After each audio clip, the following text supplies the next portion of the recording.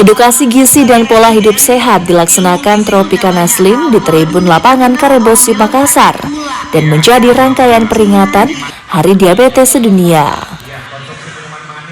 Mengedukasi warga tentang pentingnya menjaga pola makan dan gizi juga dihadirkan dokter dan ahli gizi dari Universitas Hasanuddin Makassar.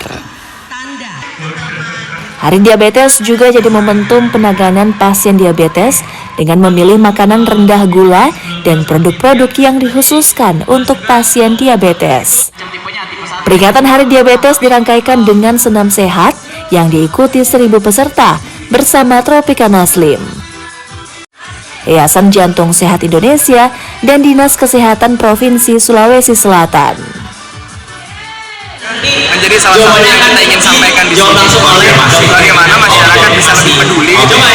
Sekarang konsumsi makanan itu menjadi hal yang paling penting untuk bagaimana penyakit metabolis bisa terjadi. Salah satunya diabetes. Jadi harapannya dengan senam mengingatkan untuk lebih aware lagi terhadap konsumsi yang bisa dimasukkan untuk lalu aktivitas fisik, senam, olahraga, lari pagi, jalan pagi, salah satu pilihan untuk bisa dilakukan oleh masyarakat. Bekerja sama dengan sejumlah rumah sakit, Tropicana Slim juga memberikan layanan cek gula darah, pemeriksaan kolesterol, dan tekanan darah.